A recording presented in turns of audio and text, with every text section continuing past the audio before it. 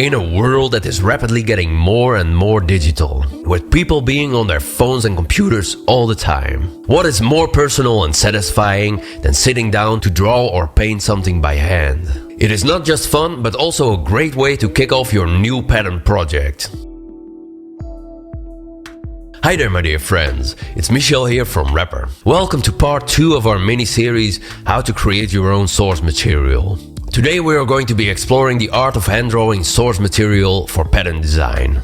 For today's video I'm going to be drawing with some markers, but you can follow along with your material of preference, like pencils, fine liners, pens, charcoal or paint. Each method will give its own distinct look, so give them a go. Here's my first example. I just drew a couple of simple lines and shapes, just to show you that you don't need anything complex. Once you've finished your creation, it's time to get your image into Rapper. Any phone camera would do the job.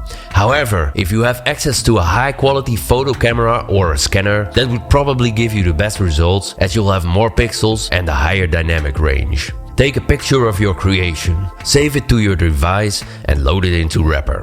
You can now start patterning your image. Here's a few patterns I made with this image. Now let's make a more serious attempt at drawing something nice. I grabbed a new piece of paper, started drawing a few shapes on it and filled them up with some nice patterns. Although I am working with a black marker on a white background, this can be turned into colorful patterns in Rapper. I will explain more about it later. I played around with different textures and levels of line thickness.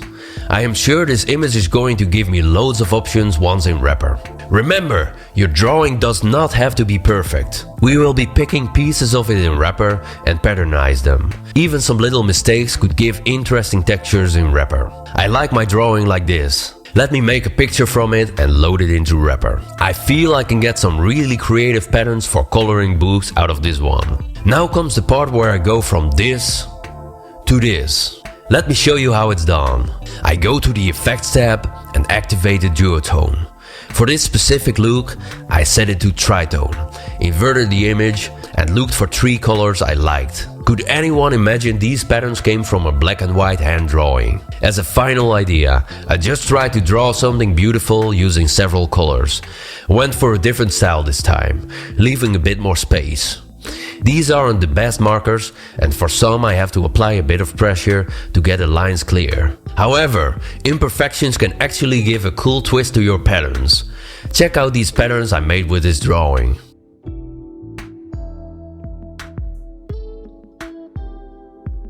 Do you feel your image is lacking contrast, or would you like the colors to pop a bit more?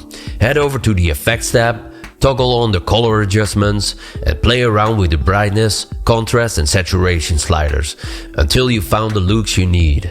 Alternatively, you could also take your image into Photoshop or any other graphic software to tweak things in more detail before uploading them to Rapper. If you want to create some nice patterns with the source images I've made, then go to the description below to download them. That's all for today. Thanks for watching this video. It would really help us if you give this video a thumbs up and subscribe to our channel. It takes you less than a second, costs you absolutely nothing, and it helps us to make this channel grow and reach more pattern lovers. Happy patterning my dear friends, and I hope to see you again next week.